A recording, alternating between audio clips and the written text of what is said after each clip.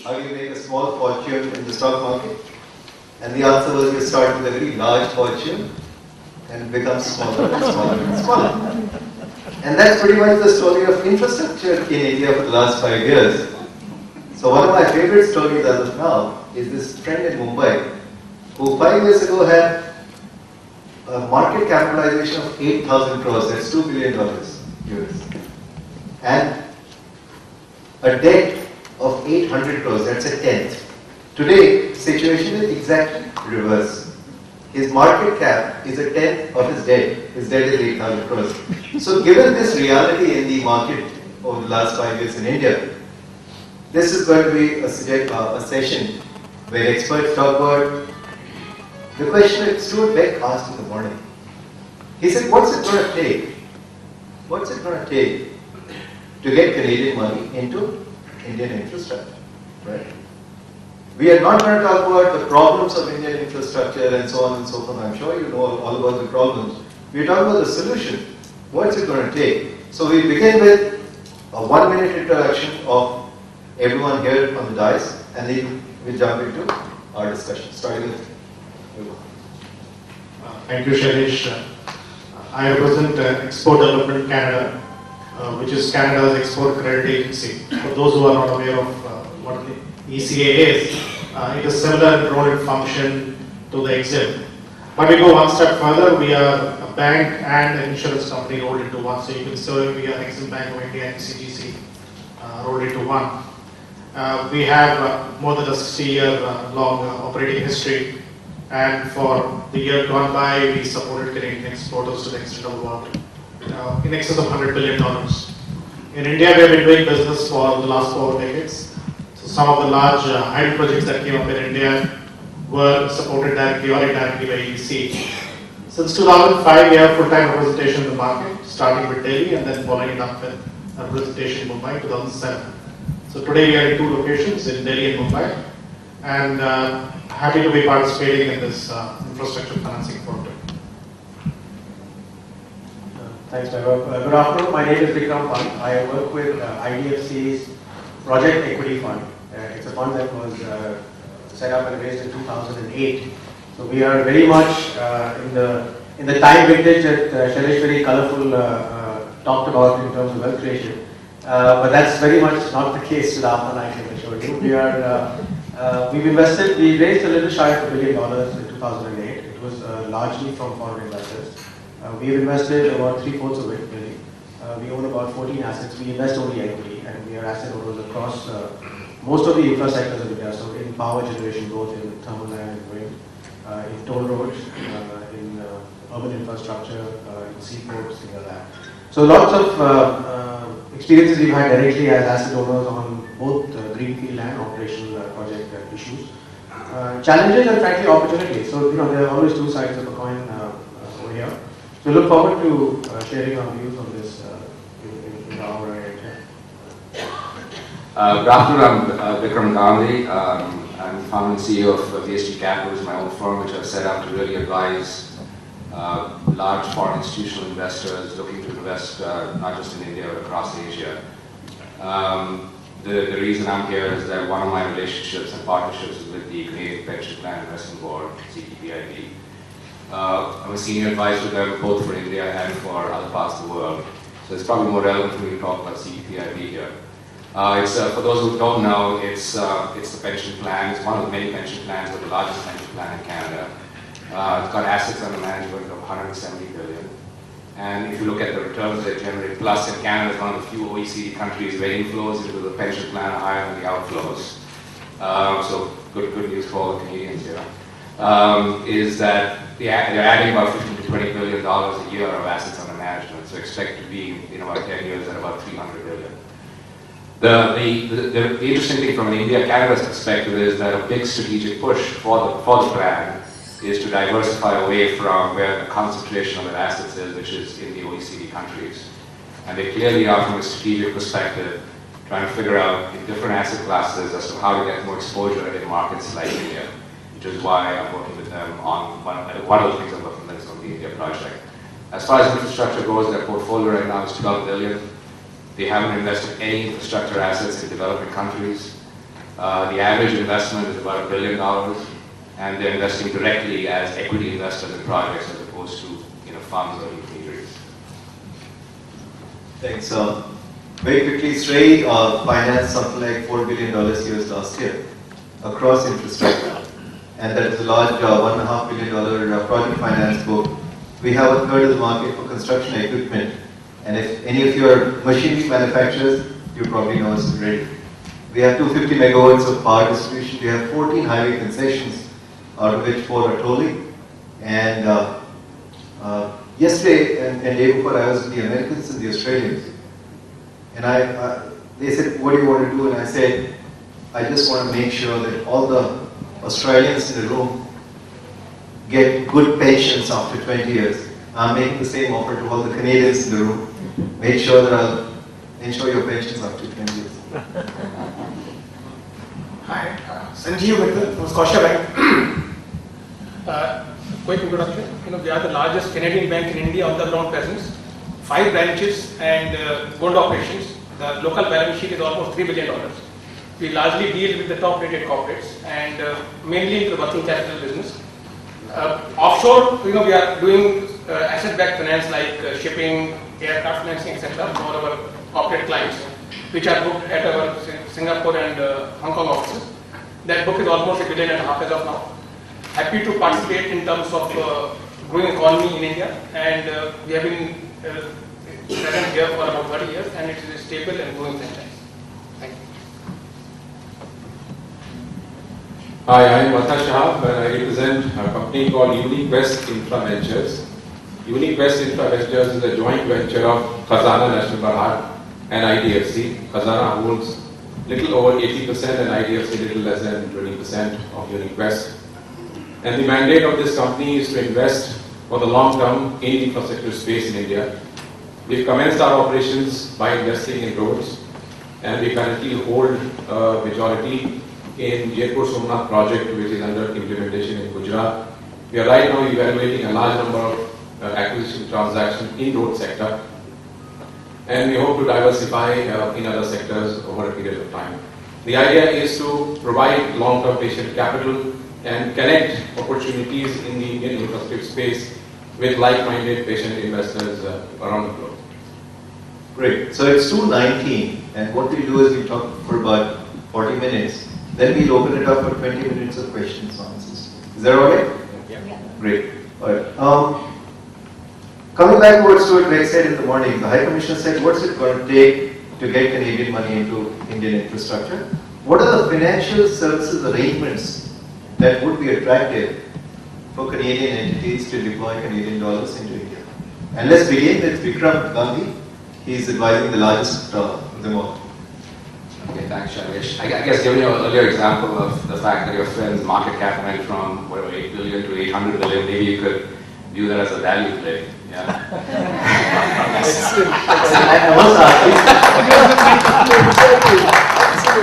Is he still your friend? Oh, sorry. I forgot to mention that all of us had presentations about 70 slides each, but we decided to take mercy on him, take pity and no presentation.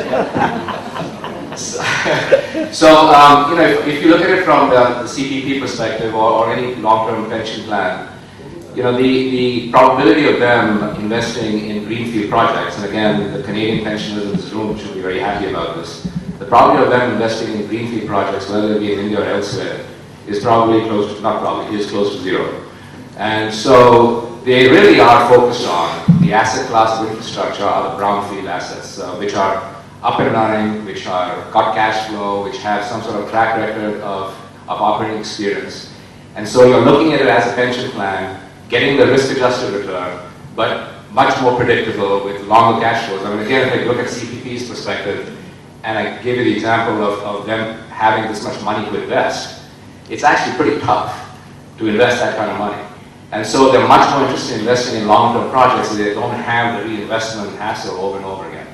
So I think if you're looking at, and now from an India perspective, 5 years ago, the pool of assets that were there in terms of brownfield assets were also close to zero, or very, very small. At least what's growing right now is that the investable pool of assets in India is higher, and that's why plans like CPP are starting to look at it. So that's one. What does it take? In the sense, first is you need to have assets you can invest in, which is happening. Second is they are equity investors. Typically these large funds do not invest through funds. They will try to go directly themselves. And what happens when you're an equity investor, and maybe minority stakes or whatever, but an equity investor, you need to have good governance in those projects. And I think governance in the infrastructure space in India still has not been to the level it should be. Third is the regulatory framework. You would say that of all the asset classes in India, probably roads has been one of the most success stories, that you've got toll roads that are operating, et cetera. But you still don't have a regulator. So it's like, does a new regulator come in and kind of change things? I mean, this happened in the insurance industry. A lot of people came in, they had a new regulator, and the regulator kind of tweaked the industry and hurt the economics of the insurance industry quite a bit. So regulatory uncertainty is the other one, which it takes time to happen, but I think it's important to get Canadian money here. And the last thing is transparency and consistency. So retroactively changing tax laws or the whole issue of corruption that we hear about. There's just got to be more of a focus of saying that is not an option, and that you have to focus on transparency and there's zero tolerance for any form of corruption. So I would say those 3 or 4 things is probably hard to do longer term, but that's what will get more capital into the projects. Absolutely, I completely agree with whatever Vikram said, because I've been talking to a lot of Canadian pension plans myself, and this is pretty much the sense that one gets. That they'd be very averse to investing in greenfield kind of risk in India. So we have Vibha from EDC. He'll talk about his perspective. I'll present the ECA perspective. From the Canadian ECA's perspective, the first and foremost point for us to make any investment in infrastructures is, does it meet Canadian mandate? So when I'm talking of Canadian mandate, any dollar that we put anywhere in the world is dependent on whether it supports directly or indirectly Canadian exports of goods and services. So if there is no engagement with Canada of a project, be it in terms of either equipment being purchased or services being engaged, we cannot be there. Adding to Vikram's point on the need for regulatory clarity and transparency, environmental and corporate social responsibility aspects of a project are very, very important for us. If projects don't pass that test, we cannot be there. So, we kind of follow the IFC guidelines, which is the gold standard, and absolutely have to be sure that projects in which we are investing are following those standards. So I would say that these are 2 core aspects of our being engaged in a project. Right. The third Canadian entity we have is Nova Scotia. So Sanjeev. Thank you. One of the key things which Scotiabank looks when we do these financing in India for Indian corporates is the dollar earnings. Largely we are Canadian bank, surplus in dollars. So the shipping or the aircraft financing which we have done, these are largely dollar-linked loans. The earnings are also in dollar terms. Hence we are very comfortable doing those sort of transactions wherein the currency risk is hedged. A connecting point is what in the morning the Joint Secretary Sharmila mentioned, that in order to help Canadian investors, they are willing to look at some sort of hedging window. To my mind, if our regulator in India, RBI or Government of India, can offer a long-term hedging window to Canadian investors and can ensure that this uncertainty, as you mentioned that, can be taken out of the whole thing, uncertainty of currency movement can be taken out, then they'll be much more comfortable investing long term with only taking the project risk, which is what their experts are evaluating, and not the currency risk. Excellent. We now come to Vikram Pant, who's actually been mistaken once in a while for Vikram Pandit. So you want me to comment on that? No, I think all these issues that have been outlined so far are at a macro level, absolutely essential, and they need to be fixed. And I guess the good news would be that from a direction standpoint, if one sees what's happened in India over the last 10 years, there's been a huge shift, both amongst the regulators, amongst the government, the officials, and understanding why now infrastructure is no longer a luxury word; it's a near necessity. I think that also if you look at it politically in India. It's wonderful that the entire federal structure is allowing state governments to take initiative in a manner where you can actually today say that my capital would like to go to only these 6-7 states. And that's the kind of stuff, that noise that we are hearing actually from a lot of global investors. Because you are on many things that Vikram Gandhi covered right now, on governance or on regulatory issues, they are very well covered. They are very well covered, it's been demonstrated, it's reaping rich dividend. So the direction is very strong. I think that being said, the bottom line in terms of the infrastructure story in India, it's like we are catching up. This is not a growth story, this is really catch-up time. We've wasted about close to 6 decades of keeping pace with what our country needed. So in many ways, the demand really is not an issue. Demand risk is de minimis in India. The item which is really coming to fore now over the last 5-6 years of experience of the amount of capital has gone in, has implementation been able to successfully deliver both in terms of returns and in terms of the delivery of public goods, because infrastructure at the end of the day is that. And I think over there we've had a mixed bag of stories. There have been a lot of successes, there have been a lot of failures. A lot of failures which are not, they are not incorrigible. They certainly have still value left in them. And in one way, it's a hack that infrastructure is long term, and it is not something that is going to be, most of these assets that are created are going to be around for at least the next 4-5 decades.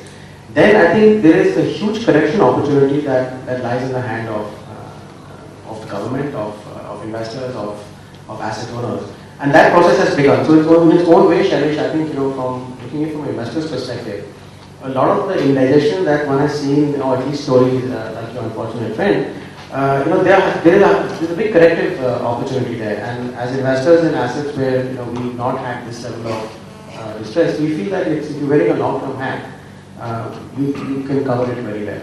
The other point that was made by Sanjeev, I think, just in terms of the currency issue, I think here again, global investors fundamentally have to have the perspective of, do you want to have rupee exposure or not?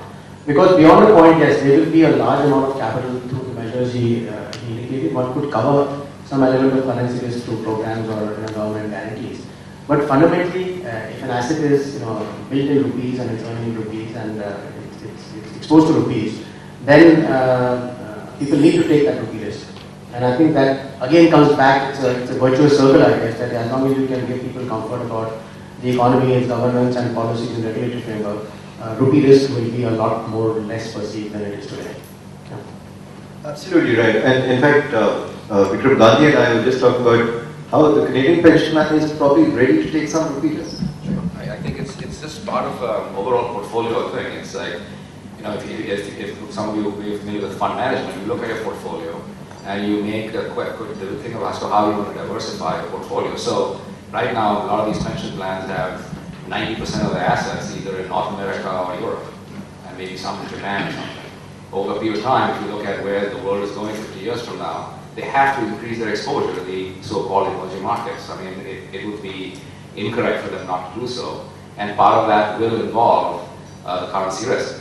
But you do have to have a view also that if the government policies are such and that deficits will continue and the political uncertainty, etc., which will only lead to huge currency depreciation, then that will scare people off. But otherwise, taking currency risk is part of the investment process. So, Matar, since you came in a couple of minutes later, we're talking about what High Commissioner Stuart Begg said this morning. What is it going to take to get Canadian money into Indian infrastructure? What are the financing mechanisms that we'd like to look at? I think at the core of any financing, Shailesh, lies the risk package, and we continue to be a high-risk environment for long-term patient investors. And I will remind everybody that the implementation challenges in infrastructure projects across sectors continue to be very, very high. And with the new land bill that is coming up, the environmental concerns, ban on mining of aggregates in many places, it's all giving rise to heightened concerns about whether you can complete projects on time. I would reiterate the point that Vikram made about regulatory uncertainty. It doesn't help anybody if you keep on changing the rules of the game all the time. And it happens across the rules that the government makes. It happens in the concession agreements, it happens at the tax level, it happens when you're allowing entry of foreign capital, all kinds of rules and complete confusion between various regulatory agencies. So you have a query, you go to DIPP and then you go to RBI, you will find completely different perspectives. This is not very helpful. Third is infrastructure necessarily means that you will have a lot of touch points with the government. You necessarily have to go to them and seek approvals, consents, which makes it highly discretionary. I don't think we have matured to an extent where we have written down the rules very clearly under what conditions those consents will be given or denied. I think private sector, private capital needs that certainty, needs that comfort that when they make a genuine attempt, then those consents will be granted. Thankfully, I am just responding to what Vikram said earlier. Most of the projects, a lot of projects have been in brownfield space, especially highways, which is done reasonably well. So that doesn't bother somebody like us too much. We are active in that road space, and we are seeing a lot of growth in road traffic. Most of the projects are expansion projects, so that's fine. But they are also talking of greenfield projects, and without realizing the humongous increase in the risk profile of those projects as and when they come on the table. I would say, in a nutshell, it's about government fulfilling its promises. It's a soft issue, but it's very important that the government complete its part of the deal, whatever they are saying or writing in the agreements. B, respect private capital. We're all putting in our equity here in all these long-term gestation projects. And we know for sure, as a country, there is no way we can build all our infrastructure through government funding. So when one deals with various authorities, one senses that even today we don't treat private PPP projects as anything different from what a PWD contractor would do. That's exactly the mindset that needs to change. Here people are putting 20, 30, 40% of cost as equity. They're borrowing a lot of capital at historically very high rates, and they want some modest return on their investment. So they needed to be treated with a lot more respect. And I would say to all investors who are here, and also a message to myself and my team, the virtues of being patient, and we will need to grapple with this reality that India is. There are a lot of things that need to change. They are changing, and we have seen a lot of positive changes in many sectors. So they will change. We need to be long-term. We need to be on the straight path. And that's what I remind myself every day. And a lot of people may short-circuit things and compromise stuff, which is not good. So if we are on the right path, if we are taking the straight step, even if it's, the progress is very slow, very difficult, very painful, so be it. But we will persevere, and I think long term is looking very positive to me, Shailesh. Thanks, Adar. The first time I went to Canada, I spent a few weeks there. I was really impressed. The TV had advertisements only about pension plans. Whereas in Indian TV, the advertisements are largely about taking care of your children. So it's abundantly clear that there is this huge capital surplus in the pension plan in Canada, which is trying to find ways of making returns in India. And I personally have interacted with, over the last 5 years, like my unfortunate friend, over the last 5 years, various pension plans have come in, but they have not been able to do a deal. Which takes me back to MBA 101, this difference between selling and marketing. Is the government trying to sell something that the pension plans don't want? What do they want? A quick comment, starting with Vivek. So my perspective will again be the ECA perspective. We are a commercial lender, but with the overriding mandate of ensuring that any engagement is with Canadian companies. So as a step back, India is an integral part of our corporate strategy. In fact, a lot of our engagement with India hinges on the engagement with the India infrastructure. We are committed to be here in the long term, patient enough to understand how things work here, but keeping in mind that we have certain core values that we will need to adhere to, along with the mandate. So we have taken big steps towards being part of the India debt financing story. Vikram Pant will testify to the fact that we have an equity investment in one of their funds, and this is one of the ways we have looked at being part of the infrastructure story here. Sorry to jump in, Yeah. but what do the pension plans want? It's not about EDC. What do you think the pension plans want? I'm sorry, I will not be able I'm to going to open this up after 3 to all of you, so most welcome. But any specific points? I mean, I will not be able to comment on specific Okay. questions. What do you think the Canadian pension plans really want? I mean, I would think, Shailesh, that we have not been able to raise these sectors enough. And I will just go back and reflect on what I said earlier. If we are not generating the kind of long-term stable cash flows that Vikram is looking for, there's no point going to Toronto and making a lot of presentations to people out there. We have to do a lot of introspection here, see what's gone wrong, see why we are still not respecting the mandate that they have, for God's sake. They are dealing with the most risk-averse pool of capital. In an environment where an Indian entrepreneur is quite shaky to put in his own development capital, it's naive to expect that large pools of most risk-averse capital will flow into this country. So, I think we have to introspect. What do they want? Yeah, I think what they want has already been mentioned in terms of the wish list. The reality is, and I'll in that sense be slightly controversial in terms of what Athar is saying. I don't think it is, it is that bad in terms of that there is not complete clarity on where over the next 4 or 5 years, or even if you were to backtrack, where you actually can demonstrate that there are assets in India and there are assets and the projects and sectors in India which then lend themselves very categorically and clearly to long-term stability of returns.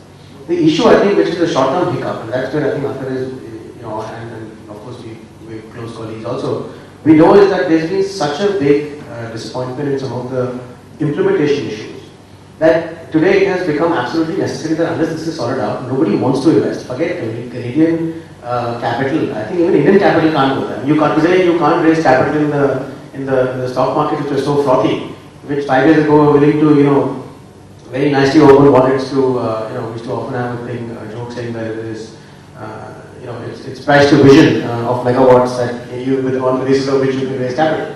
And thankfully those days are gone. So it's very important that whoever comes in does a very sensible and a very straightforward analysis of, okay, let's look at all the capital that has gone into India over the last 5 years. Okay, 500 billion or thereabouts, great.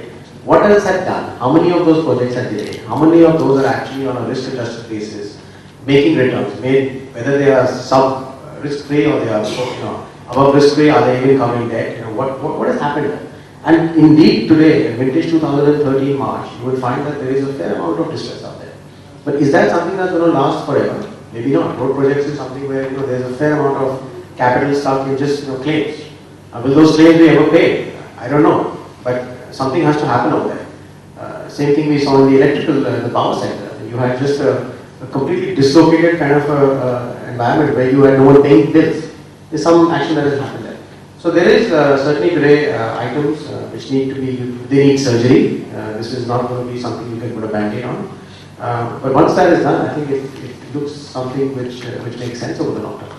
So what I hear Athar saying is, take the risk out of the project, and then maybe Canadian pension plans will look at it. What I hear you saying is, short-term hiccups might happen, but long-term, the cash flows will be there. If you can get the implementation going, is that right? Yes, and I think there is some evidence of that. Right. Okay. So, Vikram, you're after Nova Scotia this time. What do you think the pension plans are looking for?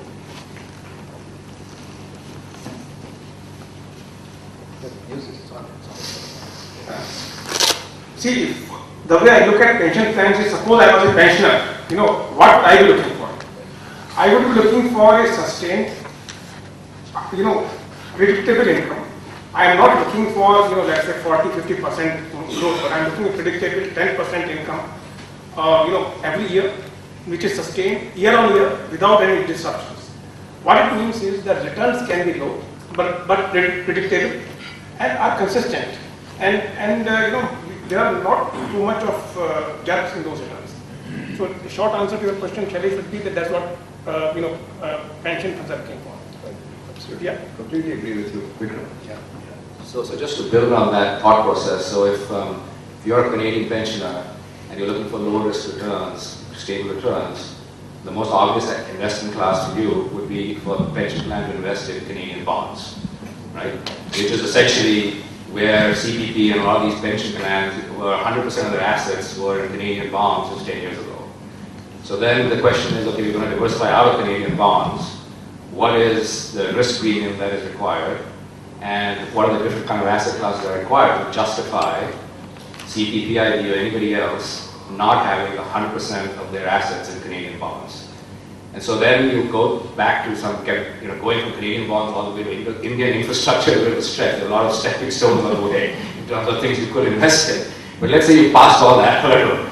Then you come to the infrastructure in India. I mean, the fact is that you need stable returns, but it need to be on a risk-adjusted basis. So if you're looking at pure brownfield projects, which is operating assets which you're buying from a developer or existing banks, to look at a return, the first point is, what's your purchase price?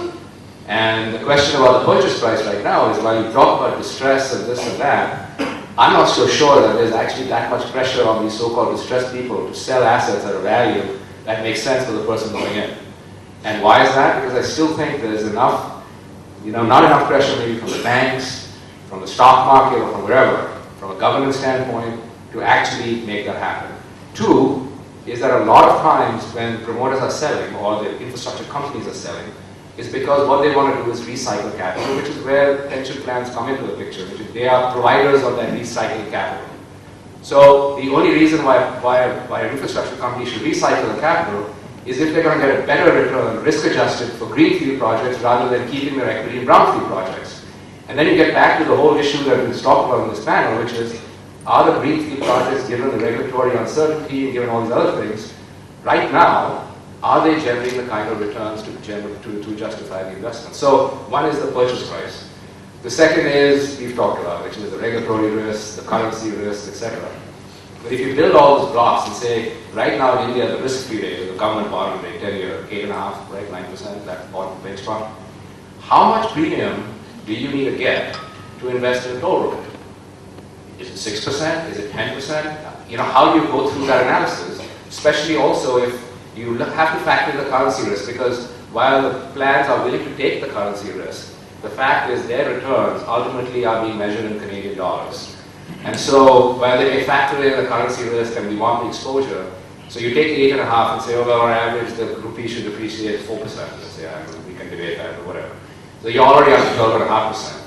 Then you have all the uncertainty of traffic and regulatory change and this and that. Maybe you get up to the high teens or 20%. Then the question is, are there any projects out here that are generating 20% returns if you buy them? So the Canadian pension plan and others actually are looking very actively to invest in good projects. The question is there supply? Right.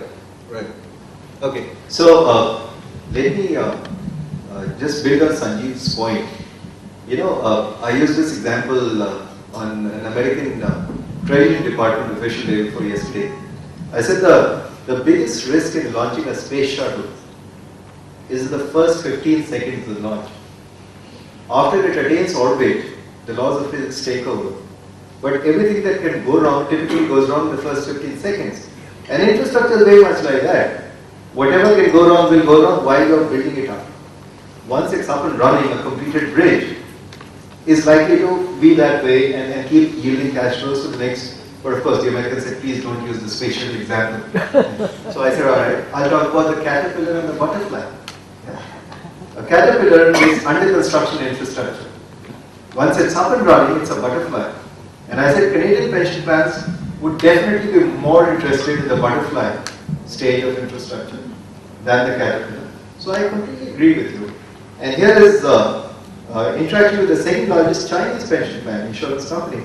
I said, what's your exit horizon? He said, what exit? I said, you sell it down?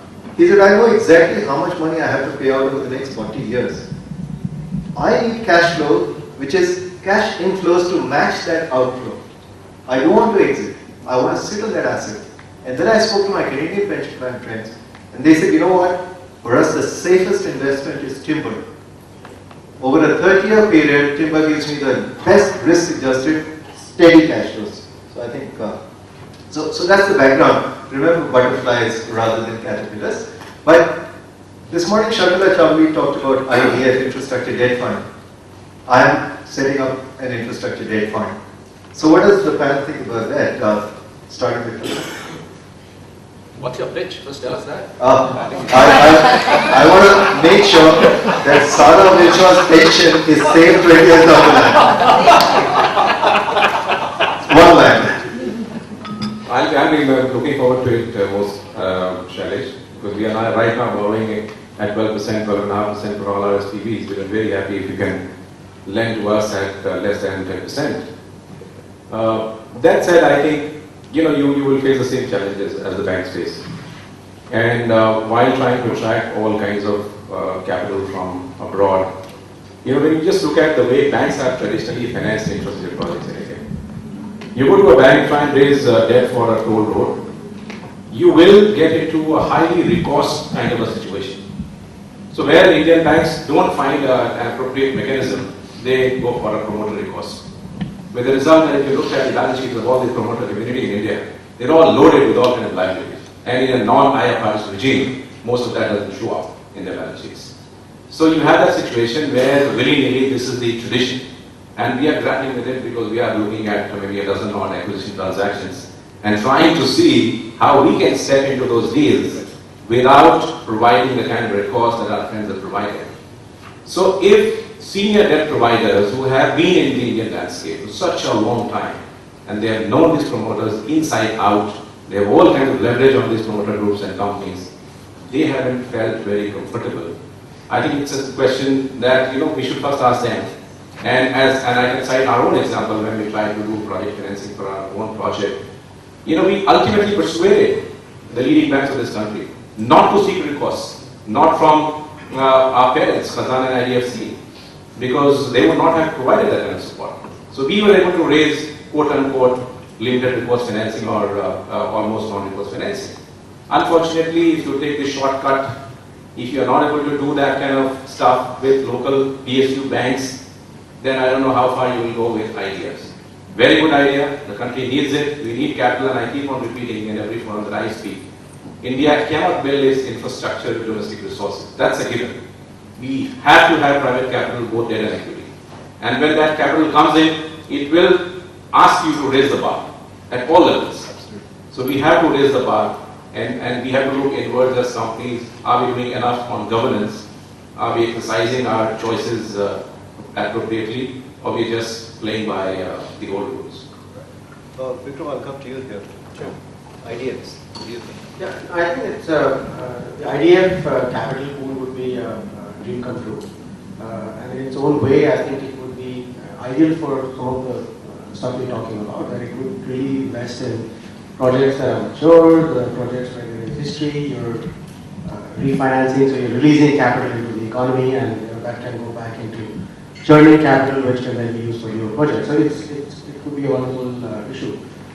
I think the challenge is that it's being talked about for a long time, and the reality, regardless of how you look at it, is that how do you price this asset class? I think arguably Indian infrastructure can be said, depending on the stage of a project, it is a highly mispriced asset class. You cannot have a greenfield project getting debt at 12-13% and a mature project getting debt at 10%. I mean, it's mispriced. Yeah. So that correction has to take place. And then the other thing is that in terms of equity returns, or what an IDF would do for equity, that I think here again there is a huge conflict, which is there in the industry. So that's the nature of the beast, and one has to, over time as it matures, it has to find its way out, which is to do with institutional capital sitting with promoter capital, which may have in any case made its returns, because in many cases you have EPC contracts with promoter groups. So in terms of risk return dynamics that are in play in any asset, and how they would look at refinancing or look at replacing debt, there's a division in the equity. And I think this is again a short-term thing, and then this will find its own natural course over the next 5-10 years. But over time, I agree with Arnav that IDS and such like of capital will raise the bar in governance, will raise the bar on what is acceptable and what is not. And because by then, the benefits of such capital will be known to all, it will generally lead to people gravitating towards that. Then you will have a distinction in the kind of infra assets that are existing in the country. Good luck to you, and we look forward to working with you. Thank you. Before I move on to the Canadian reps, the concept of IDS, as Sharmila explained yesterday, was that it's more about takeout, right? So coming back to my caterpillar and butterfly, once the caterpillar turns into a butterfly, the banks essentially are bought out by the infrastructure debt funds. That's very simple. So this takes care of this asset liability mismatch. You're lending, for 5 years for a 15-year asset. what effectively you do is, under construction projects are financed by Indian banks, and the moment they are complete and they start yielding cash flow, the IDF steps in and buys the bank out. Vikram, do you think so? You know, I think again, in terms of concept, that's absolutely correct. I mean, that's exactly what should happen.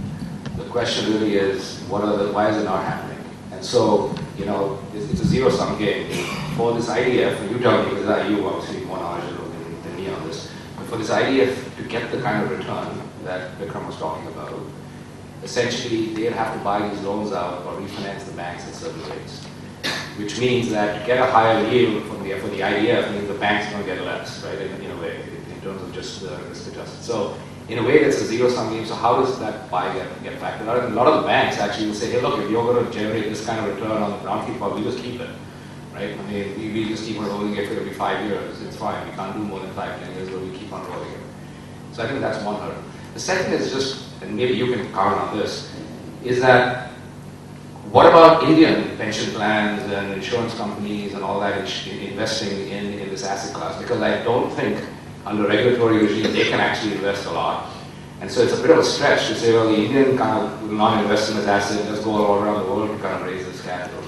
So maybe it would be good to get the idea going where some of the large Indian institutions commit to setting up their own IDF or fund 25% of your IDF and you go on that basis. Because I find sometimes, and I totally agree with the earlier comment that India doesn't have enough capital, it needs to raise foreign capital, but India capital is also not being invested in infrastructure. So it's like, how do you make the case? Absolutely. I wish you had spoken to you earlier, but we have raised domestic capital.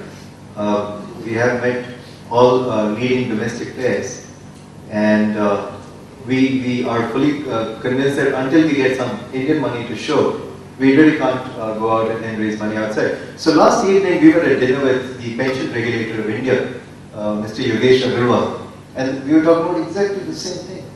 How can we go and talk to Canadian pension plans when Indian pension plans not investing?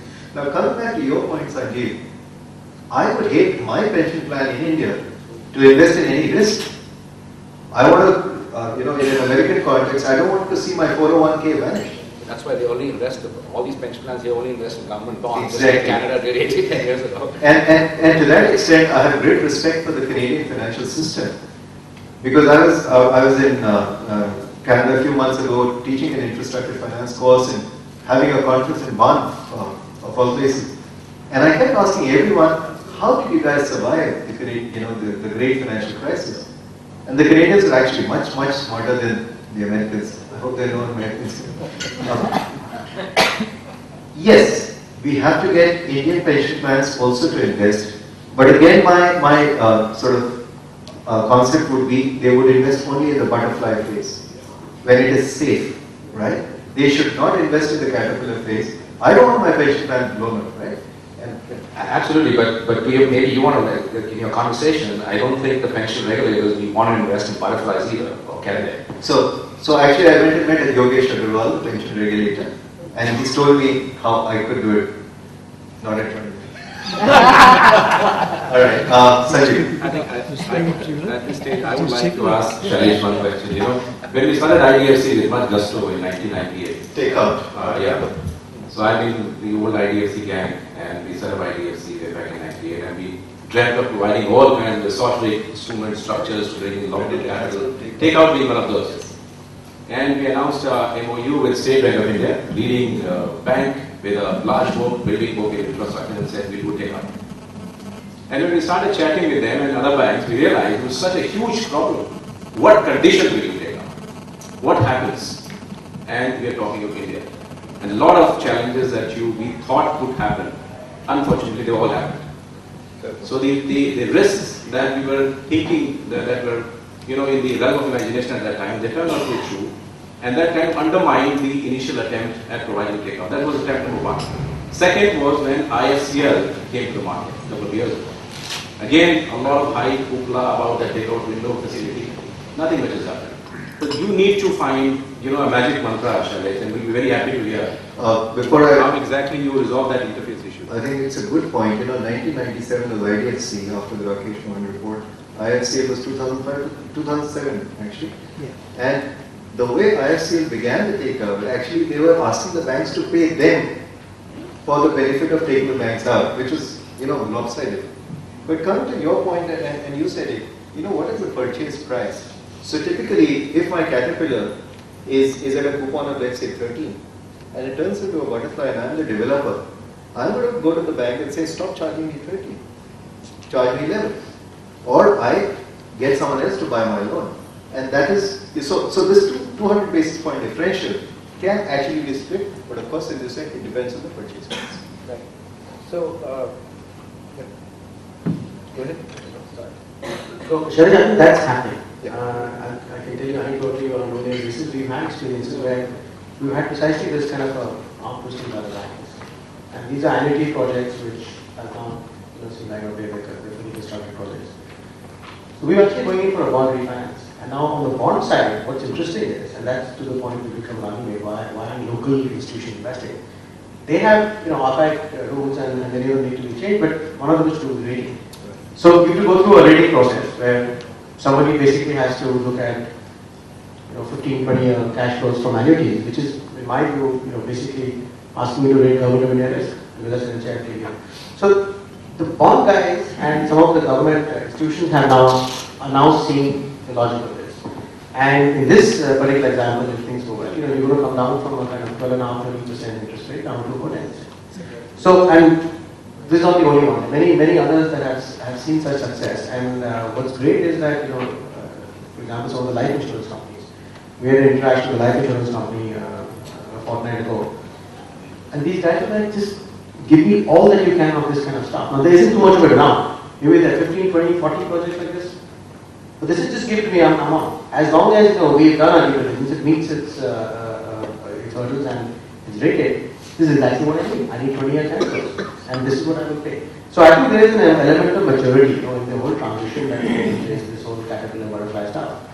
Yeah, it's happening. But the time has come only now. 4 years ago, you could not go and pedal over your assets. In fact, we were talking about it just before this session. There was no inventory of assets. So today, actually, there are many more assets in the butterfly stage. 5 years ago, there was nothing.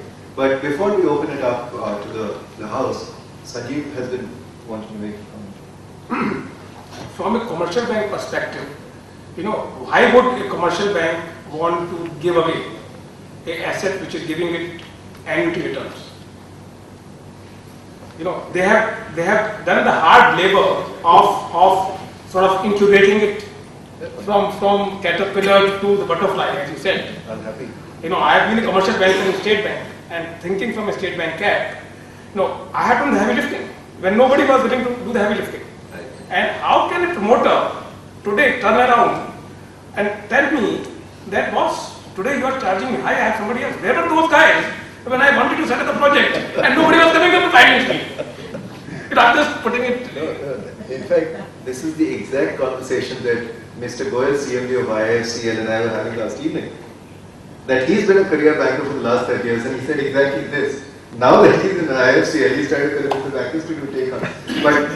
But having said that, risk goes with return, right?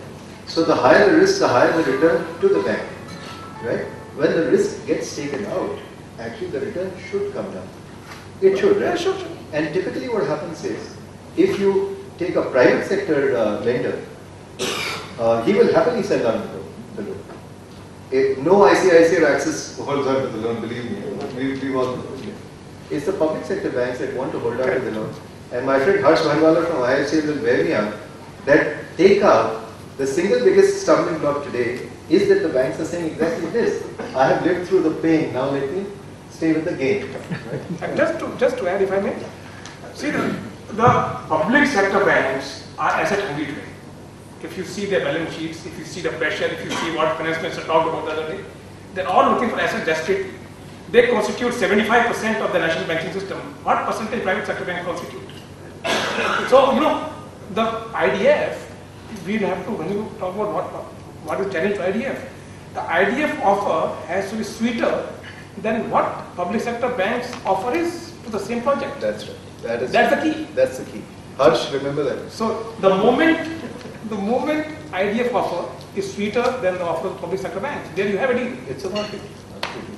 So, before we ask you, and you can start raising hands to whoever wants, but there is this point that, banks can't have it both ways. You can't say that I have an asset liability mismatch. You can't say that I'm hitting my lending limits, and yet you can't say that, no, I will not sell down my butterflies. So, I assume that the finance ministry will get into the act, and the banks will fall in line. Because most of the lending is in any case by public sector banks. Open to the House, please. Any questions? Yes, please. I'll come to you. You will, I'm sure you have enough manpower. Thank you. Firstly, thank you very much. I think that's a very, very powerful set of people on the dais. You have more or less convinced all of us that no Canadian pension funds are going to invest in infrastructure. In greenfield infrastructure. In caterpillars. In caterpillars. But having said that, since we are part of the peer group, we are part of the ecosystem, what are you folks doing as a group, as a lobby force, with the policymakers, with the politicians, with the bureaucracy? Because at the end of the day, you can talk about it forever, but we are part of the system, we are part of the change which we can bring. So what are you guys doing together to influence things, possible systemic issues? For what? To get Canadian pension funds here? Yeah. Setting up ideas. And going forward, quite frankly, ideas are limiting oneself to debt. There's this big equity play. So going forward, I see equity vehicles, and others fund with Khazana and IDFC is a good example of that. Would you like to? That's a very good question, and I think this is something that I always remind myself and my colleagues as to what is it that we are doing. And just to give you a quick recap of the things that we have done in roads where we are most active at this point in time. We have persuaded NHAI, which is the leading provider of roads, road projects, to stop giving tenders for projects where land acquisition is not significantly complete. To stop giving tenders where environmental clearance and forest clearance processes have not reached some stage of finality. That's something that they have started implementing. Thirdly, they have started doing a lot of introspection on their existing disputes. 12,000 crore of capital is locked up in historical contracts. We have told NHAI that if you keep on locking so much capital and you raise everything which is minor to a higher level dispute and don't pay concessionaires and contractors, then capital will not come. So they now have a high level committee internally sitting down and trying to do bilateral negotiation with people, and they're making reasonably good progress. Last but not the least, we have persuaded NHAI to very actively consider allowing 100% exit, even in older concessions where the agreement doesn't allow 100% exit. Precisely to address Vikram's point about churning of capital. There's a lot of capital, 8,000, 10,000 crore, locked up in old concessions which will get released, which will be a very positive boost. And lastly, a lot of projects in India are operating on provisional CODs. So NHAI very happily grants you provisional certificates, but they keep on delaying the final CODs. We are asking them to bring a closure to the implementation stage. So a lot of stuff happening, we are persevering. So if I can just add, we are trying to persuade the government, quite frankly, to create using government money. And once it's ready and throwing cash flows, to give it over to the private sector.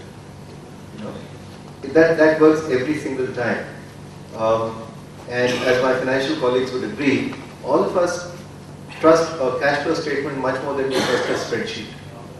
Right? We trust a cash flow statement more than a spreadsheet. So assumptions can go awry. And government can take that kind of risk initially.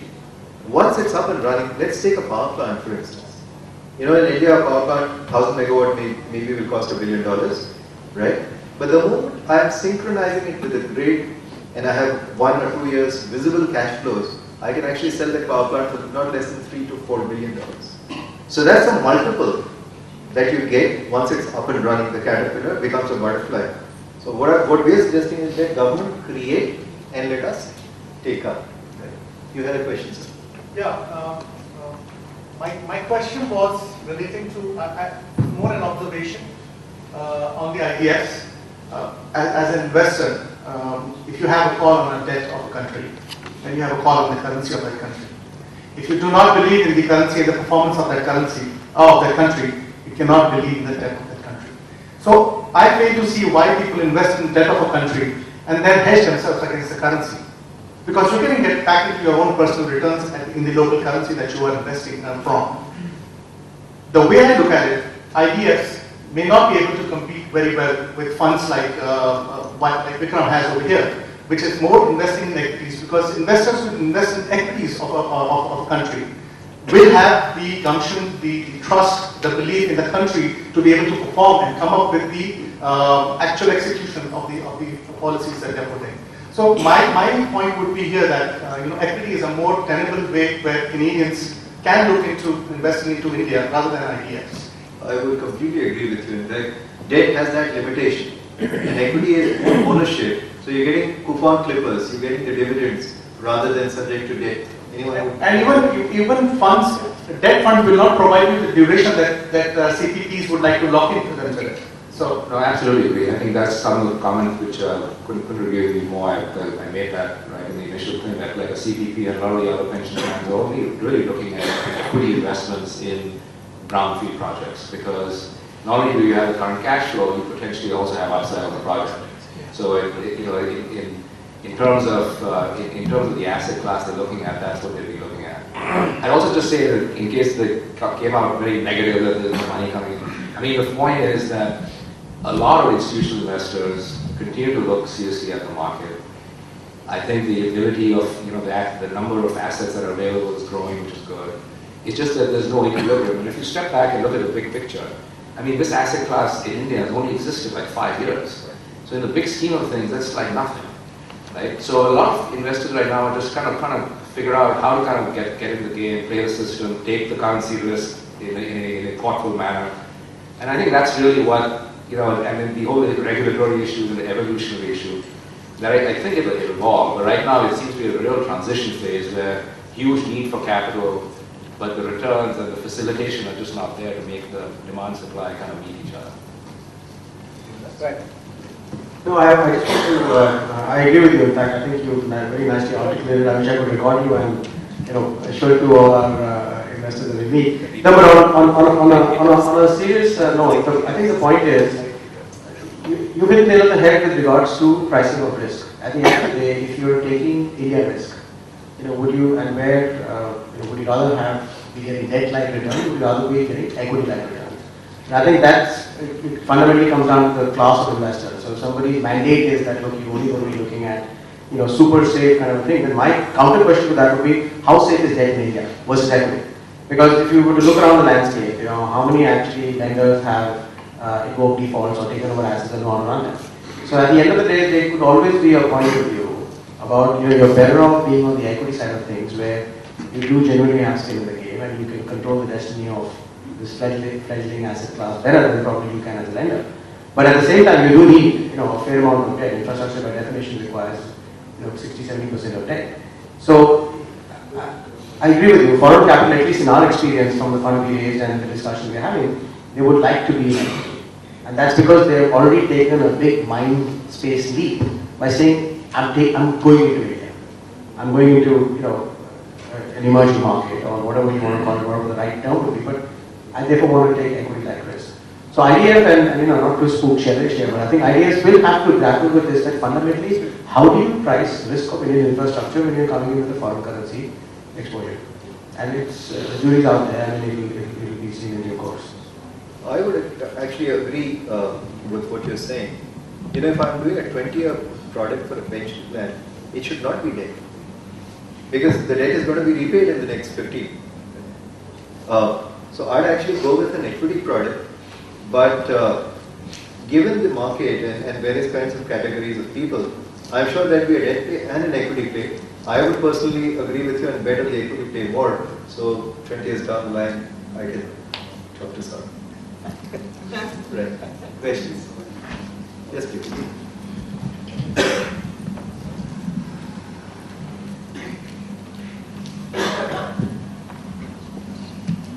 This is the last question, I think. We're running okay on time, 3:11. A question to Vikram actually, since we keep comparing ourselves with China. What's been the experience of Canadian pension funds? Have they invested into infrastructure in China? all the boxes ticked? No, they haven't invested in China. Quite honestly, the situation is completely different. China's flush with cash. They don't need foreign investment in infrastructure. And really, it's really, there's been it's been much more on the providing of, supporting Bombardier and other providers of Canadian companies through EDC support and other support into China, into supplying equipment. But we don't, CPP and other pensions don't even look at assets in China just because it's such a big part of government funding and government policy that you just won't get A, the supply, and B, you won't get the return because the capital there is a lot cheaper. So where has CPP invested? I'm sure all of it's all, they're not invested in any country that you would qualify as an emerging market, an India equivalent country. I mean, literally all the assets are in the UK, toll roads in Canada, the US. Chile was the recent one a couple of years ago, the first time they actually went out of a true OECD country. And I don't know whether you could really qualify Chile as an emerging market, probably not. So, used to be in the 90s. Do you have anything in Freddie Mac and Fannie Mae?